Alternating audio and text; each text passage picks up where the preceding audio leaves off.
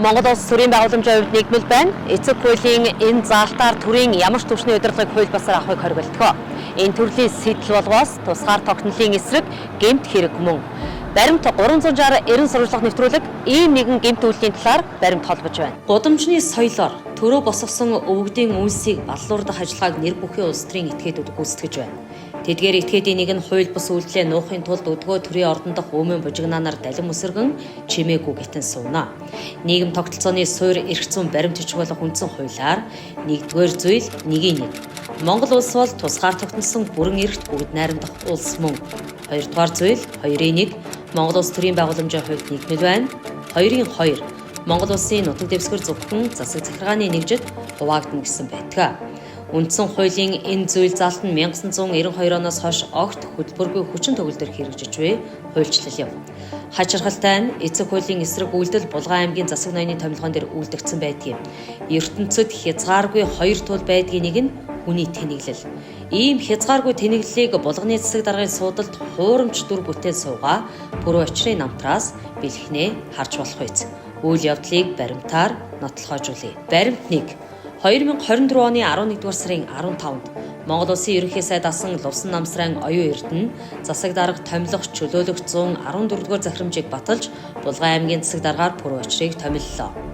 Төрийн албаны тухай хуулиар төрийн албан тушаалыг улс төрийн захиргааны төрийн тусгай албаны төрийн үйлчилгээний гэсэн ангиллуудад хуваа авч үзэх талаар хуульчлан баталжээ. Эдгээрээс төрийн улс төрийн албан тушаал бүх шатны засаг дарга болон аймаг сум нийслэл дүүргийн засаг даргын орлогч Улаанбаатар хотын ерөнхий менежерийн албан тушаалууд багтдаг байна. Тэгвэл экс ерөнхий сайд оюун эрдэнийн 2024 оны 11-р сарын 13-ны өдрийн 114-р захирамжаар томилогдсон Булган аймгийн засаг дарга пүрэв очрын албан тушаал нь төрийн улс төрийн албан тушаалд багтах алба. Энэ албан тушаалд хүрч ажиллахын тулд мөн л хуулийн шаардлага тавигддаг. Тус шаардлагаар аймаг сумдын засаг даргаар томилогдох этгээдэд төрийн албанд 3-аас доош жил ажилласан байх мэргэжлийн ур чадвар тавигддаг байх юм. Харин пүрэв очир гэх этгээдийн ажлын туршлага намтрыг ажил албан тушаал томилогдсон тушаал зэрэгтэй нь харьцуулан харваас түүнд төрийн албанд 3-аас доош жил ажилласан гэх түүх байхгүй. Ийм түүхийг хуурамчаар үйлдэн төрийн албаны зөвлөлийг үемсэн үйлдэл гаргасан байж болзошгүйг баримт өгүүлж байна. Баримт 2. Булган аймгийн засаг даргын тамгын газрын албан ёсны вебсайтад нийтлэгдснээр пүрэв очир нь 2011-ээс 2016 онд Skytel компанид ахлах мэргэжилтэн 2016-аас 2018 онд Нутгийн ундраг компани гүйцэтгэх захирлаар 2018-аас 2023 онд Иргэний засгийн ерөнхий газар санхүүгийн газрын даргаар 2023-аас 2024 онд Булган аймгийн Монгол Ардын намын хороо намын дэд даргаар 2024 оноос Булган аймгийн засаг даргаар ажиллаж байна гэжээ. Пүрэв очрын өөрийнхөө мутраар сэрүүлсэн энэ намтраас уншвал түүнд төрийн албанд зүтгэсэн 5 жилийн туршлага байгаа мэт. Гэтэл пүрэв очир гэх этгээд нь Иргэний засгийн ерөнхий газарт огт ажиллаж байгаагүй гэдгийг түүнийг ажил албан тушаалд авах шийдвэрүүд нь нотолж байна. Баримт 3. Иргэний засгийн ерөнхий газрын дарга Бямсүрэнгийн Б527 тушаалаар пүрэв очрыг нисэх буудлуудын удирдах газрын төлөвлөлт хариуцсан ерөнхий менежерээр 2018 оны 12 дугаар сарын 24-ний өдрөөс авч ажилуулсгаа гэжээ. Иргэний засгийн ерөнхий газрын дарга асан Бямсүрэнгийн гарын үсгээр баталгаажсан энэхүү ажилд авах тухай тушаалд нисэх буудлуудын удирдах газар гэж дурддагджээ. Улсын бүртгэлийн ерөнхий газрын мэдээллийн санд бүртгэгдснээр уг нисэх буудлуудын удирдах газар нь 2018 оны 7 дугаар сарын 18-ны өдрөөс эхлэн Иргэний засгийн ерөнхий газрын салбар нэгжээр бүртгэгдсэн байна. Баримт 4. Ажлаас чөлөөлөх тухай Б89-р тушаал. Энэхүү тушаалд Иргэний засгийн ерөнхий газрын даргын тодорхойсноор Иргэний нисхийн үндэсний төвийн нисэх буудлуудын үйлчлэгээний газрын менежерээр давг доржийн пүрэв очиртой үүсгэсэн хөдөлмөр эрхлэлтийн харилцааг 2022 оны 4-р сарын 25-ны өдрөөр дуусгар болгож үүрэгт ажиллаас нь чөлөөлсгөө гэсэн байгааг үзэгч танд сонирдуулъя. Өөрөөр хэлбэл 2018 онд нисэх буудлуудын удирдах газрын төлөвлөлт хариуцсан менежерийн ажил нь 2022 оны байдлаар Иргэний нисхийн үндэсний төвд харьяалагдах болсон байна. Тодорхойлбол Иргэний нисхийн үндэсний төв нь 2020 оны 2 дугаар сарын 11-ний өдрөөс эхлэн Иргэний нисхийн ерөнхий газрын салбар нэгжээр улсын бүртгэлд бүртгэгдсэн байна.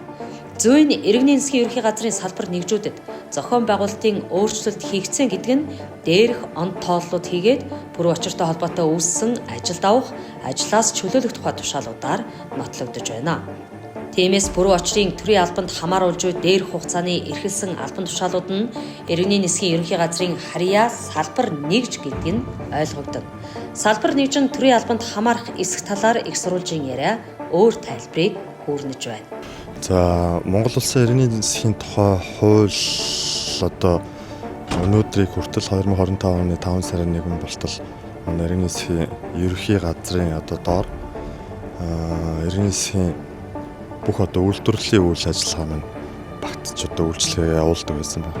За мөн иргэний нисхийн одоо хяналтын чиглэлэг буюу хяналт шалгалт одоо зохицуулалтын чиглэлэг нь бас хамтдаа явагдсан. Энэ өөрөө олон улсын одоо хууль дүрм стандартыг бол одоо энэ хууль шинжлэхтдэл бол одоо мөрдөж ирсэн. Одоо шаардлагыг хангахгүй гэсэн үг шүү дээ. Тэгэхээр нөө хяналтын байгууллага нь одоо өөрийнхөө үйлдвэрлэлийн үйл ажиллагаа явуулж байгаа энэ үйлчлэгтэй хамт нэг байгууллагын доор яваад ирсэн. Засгийн газрын одоо агентлагийн доор гэсэн үг. Тэгэхээр энэ одоо засгийн газрын агентлагийн доор явснараа жишээлбэл одоо орон нисэх буудлууд гэж агаарын навигацийн үйлчлэгээ гэж аюулгүй хамгаалалтын үйлчлэгээнүүд маань бие дааж хөгжөхөд одоо тэг болж исэн гэх юм уу. Тэгээ энийг бол сүүлийн бараг одоо 20-од жил энэ хуулинд нэмэлт өөрчлөлт оруулахаар ингэж одоо судалж явсан. За тэгээд 23 оны 7 сард иргэний нисхийн тухай хуулинд нэмэлт өөрчлөлт ороод за 7 сараас 2025 оны 1 сарын 1 хүртэл хуулийн одоо хэрэгжилтийг хангахын тулд 4 бичиг баримтуудад өөрчлөлт оруулаад ингээд иргэний нисхийн үндэсний төв маань агаарын навигацийн үйлчлэгээ, нис буудлын үйлчлэгээ, аюулгүй хамгаалалтын үйлчлэгээ гэсэн үндсэн 3 том үйлчлэгээ аваад төрийн өмчит хязгаарлагдмал хариуцлагатай компани болж одоо 2025 оны 1 сарын 1-ээс эхэлж үйл ажиллагаа явуулах болсон. За манай иргэний нисхийн ерөнхий газрын хувьд нислэгийн аюулгүй ажиллагаа хяналт зохицуулалтын чиглэлийг аваад хяналтын байгууллага болж одоо засгийн газрын тогтворуулагч агентлаг болж одоо үйл ажиллагаа 2025 оны 1 сарын 1-ээс явуулж эхлээд өнөөдрийг хүртэл явж байна. Тэгэхээр хуулинд өөрчлөлт орохоос өмнө ч гэсэн иргэний нисхийн үндэсний төвийн ажилчид бол төрийн албан хаагч гэдэг статустай байгаагүй юм биш үү те? Ер нь бол тэгж байна. Баримт 5. Ажилд авах тухай тушаал Б9 2022 оны 4-р сарын 25-ны өдөр иргэний нисхийн үндэсний төвийн нисэх буудлуудын үйлчлэгээний менежерийн ажлаас чөлөөлөгдсөн пүрэв очрыг мөн өдөр иргэний нисхийн ерөнхий газрын даргын Б9 тоо тушаалаар иргэний нисхийн үндэсний төвийн санхүү эдийн засаг төлөвлөлтийн газрын даргаар томилон ажиллуулжээ. Энэ албанд нэр бүхий этгээд ердөө жил хүрэхгүй хугацаанд ажиллаад 2023 оноос Булган аймгийн Монгол Ардын намын хорооны дэд даргаар ажиллаж эхэлсэн байна. Иргэний нисхийн үндэсний төвийг өнгөрсөн 2024 оны 11-р сарын 27-ны өдрийн төрийн өмчит хуулийн этгээд байгуулах тухай засгийн газрын 193 дугаар тогтоолоор иргэний нисхийн үндэсний төв төрийн өмчит хариуцлагатай хувьцаат компани болгожээ.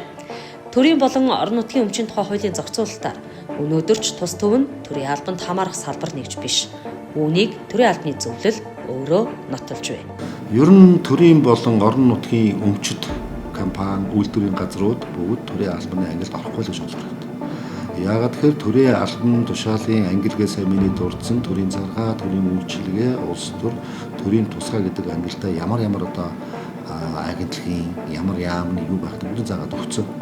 Төрийн үйлчлэгэнд дэж байх юм заагаад өгсөн. Энэ дотоод төрийн өмчийн болон орон нутгийн өмчит компаниудын асуудал ерөөсөй байхгүй. Төрийн албаны ангилд ордоггүй гэж бүр хийж болно. Яг өмнө нь бол 2002 оноос өмнө энэ төрийн орон нутгийн өмчит газруудын тодорхой хэмжээний удирдлага төрийн захааны үүрэг гүйцэтгэжсэн зарим албан тушаалуудыг бол төрийн захаанд тооцоолон явдаг юм зохицуулт байсан. Тэгэхдээ бас тодорхой хэмжээнд төрийн захиргааны хэмжээ үүсгэсэн тийм байна гэдэг зохицуулт байсан. Одоо тэр зохицуулт байхгүй болсон. Энэ бол одоогийн хууль байхгүй л гэсэн үг. Булган аймгийн засаг даргын тамгын газрын албан ёсны вебсайтад тавигдсан пүрэв очрын намтар худал гэдэг нь баримтуудаар ийхүү нотлогдож байна. Тэр өөрийгөө 2018-аас 2023 оны хүртэлх 5 жилийн хугацаанд иргэний нисхийн ерөнхий газрын санхүүгийн газрын даргаар ажиллаж байсан хэмээн бичснээр өөрийгөө төрийн албанд 3-аас доошгүй жил ажилласан гэх хуулийн шаардлагад хууль бусаар тэнцвүүлэх арга залыг хэрэгэлсэн байна. Гэтэл түүний энэ худал намтрыг төрийн албаны зөвлөлийн дарга Сэдэвсүрэн хүлээн зөвшөөрсөн шийдвэр гаргахдаа нэгэн ноцтой алдаа үйлдсэн болох нь өөрийнх нь боловсруулсан албан бичигт дурддагдаастай байдгийг. Үйл явцыг тодруулбал Пүрэв очрыг засаг даргаар томилсон засгийн газрын 2024 оны 11-р сарын 13-ны өдрийн 114-р захирамжийн нэгдэх заалт нь үндсэн хуулийн холбогдох заалтыг зөрчсөн эсэх асуудлаар Булган аймгийн иргэдийн төлөөлөл үндсэн хуулийн цэцэд гомдол хүргүүлсэн байна. Тус гомдлыг хянан шийдвэрлэх ажиллагаа үүсгэх эсхийг урьдчилан шалгахаар тайлбар баримт гаргуулахаар цэцээс 2025 оны 3 дугаар сарын 24-ний өдөр алтан бичиг хүргүүлсэн байдгийм а. Баримт 6. 2025 оны 3 дугаар сарын 24 274 тоот алтан бичиг тайлбар баримт гаргуулах тухай. Уг мэдээллийг шалгах ажиллагааны явцад цугларсан баримтаас үзэхэд төрийн албаны зөвлөлийн 2024 оны 11-р сарын 1-ний өдрийн хариу хүргүүлэх тухай техник 2286 дугаар алтан бичигт Пүрэв очир нь иргэний засгийн ерөнхий газарт бодлого төлөвлөлт хариуцсан менежер санхүү эдийн засаг төлөвлөлтийн газрын даргаар 2018-аас 2023 онд ажилласан нь төрийн албанд ажилласнаар тооцно гэж дурджээ.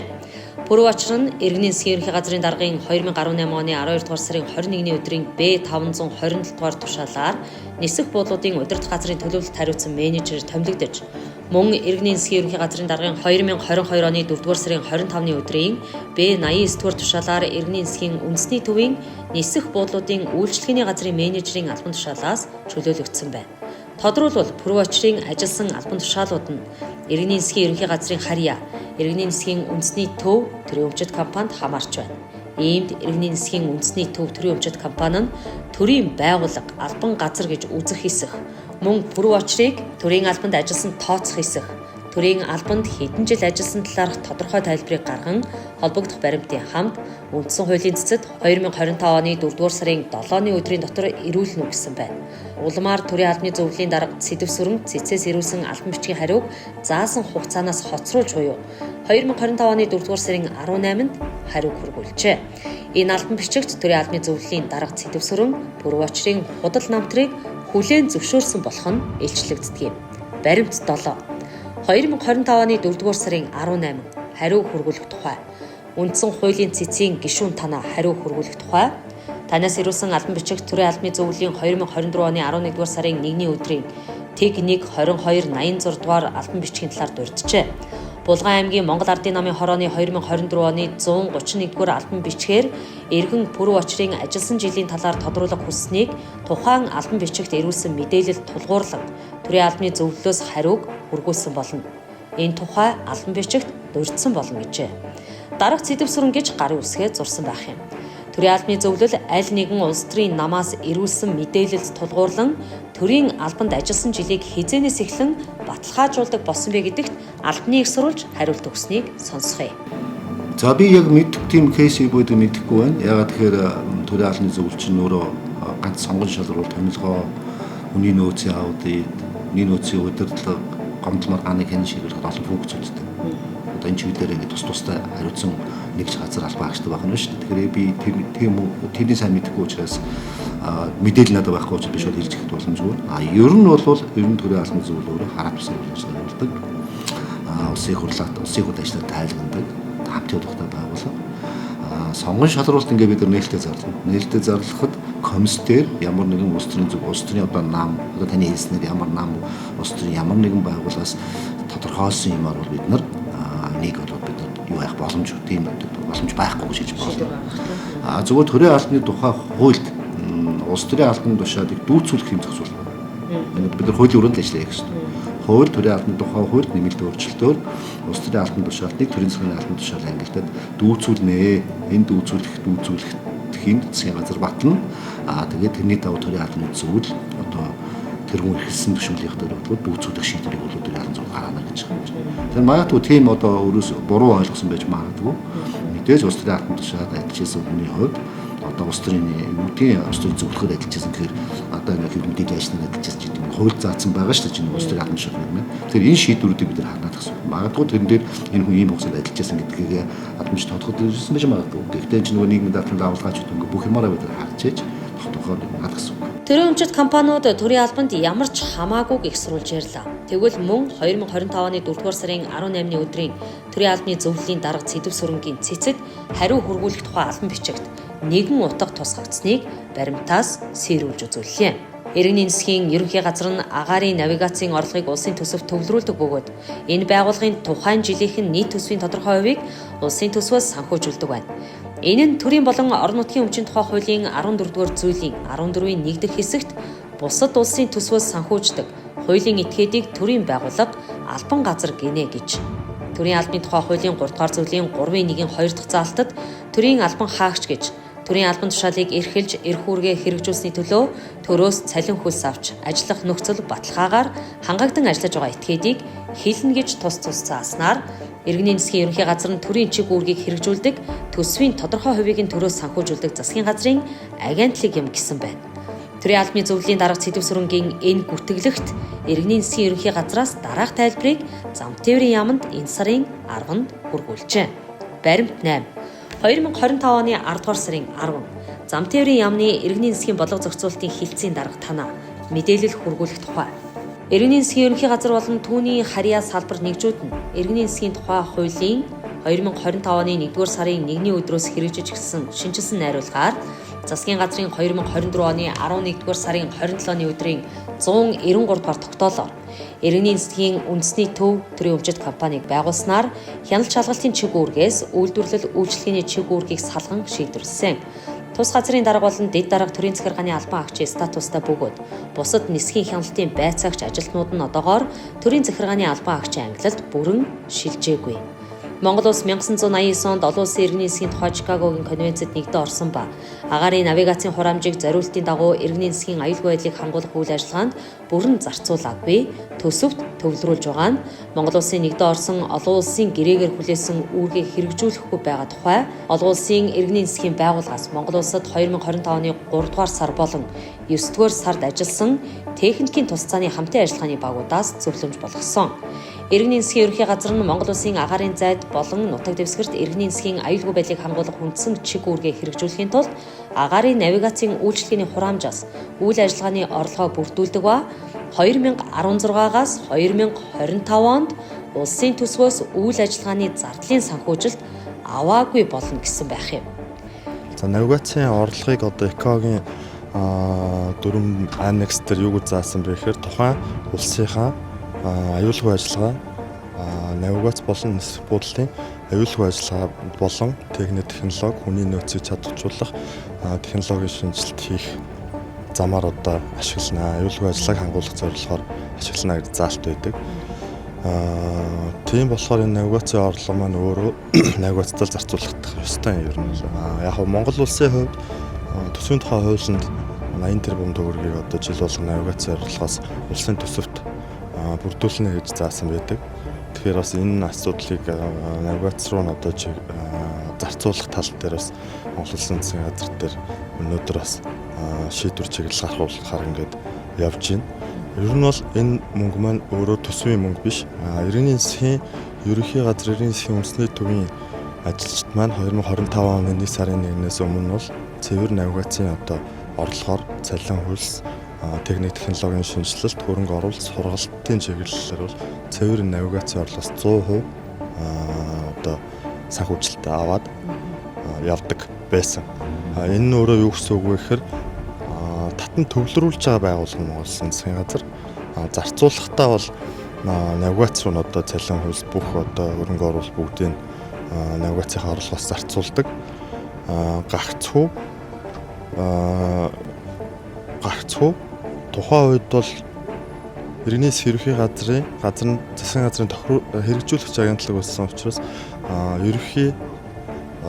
иргэний ерөнхий газрын даргал зөвхөн төрийн албаагч байсан.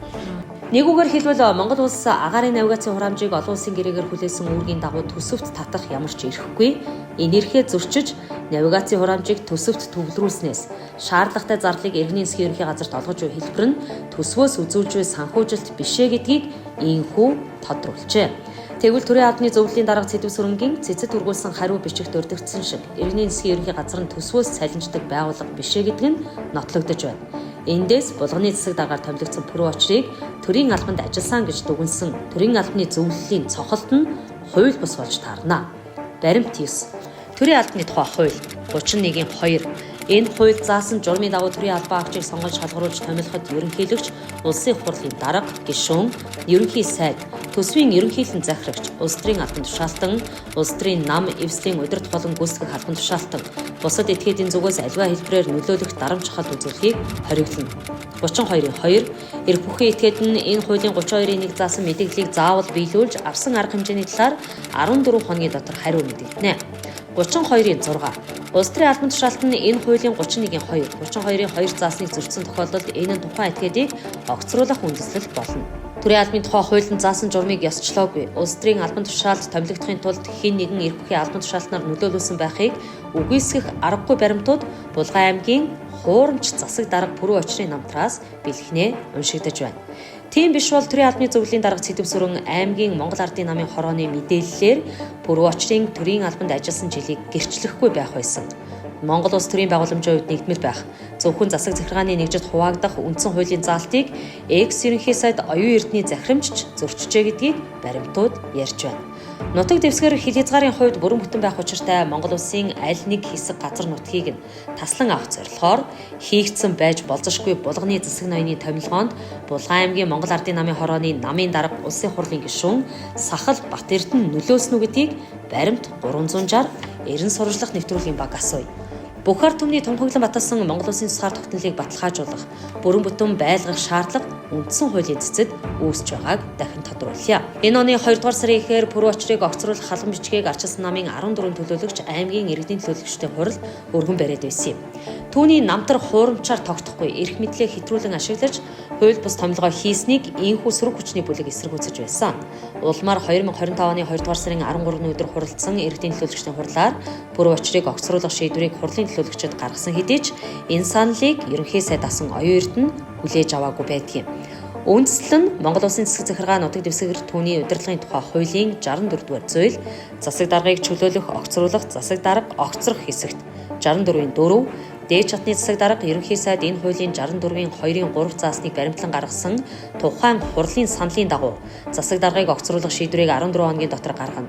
Хэрв тухайн саналыг хүлээж аваагүй бол хурал засаг даргыг огцруулах саналыг 1 жилийн хугацаанд дахин тавихгүй гэх залтаар Булган аймгийн иргэдийн төлөөлөгчдийн хурлын шийдвэрийг алавжуулахаас татгалцсан байна. Гэтэл пүрэв очрыг огцруулах үндэслэлд авилгатай тэмцэх газраас түүнд хаягдсан албан бичиг гол нотлох баримт болсон байдгийг. Дэлгэрүүлбэл баримт 10 2025 оны 1-р сарын 27 авилгатай тэмцэх газраас Булган аймгийн засаг даргын тамгын газрын даргын албан үүргийг төр орлон гүйцэтгэгчээр томилогдохоор нэр дэвшсэн Доржийн Наранбаярын хувийн ашиг сонирхлын урьдчилсан мэдүүлгийг нийтийн албанд нийтийн болон хувийн ашиг сонирхлыг зохицуулах, ашиг сонирхлын зөрчлөөс урьдчилан сэргийлэх тухай хуулийн 23 дугаар зүйлийн 23-ийн 6 дахь хэсэг заасныг үндэслэн хянан үзэхэд дараах нөхцөл байдал тогтоогдож байна.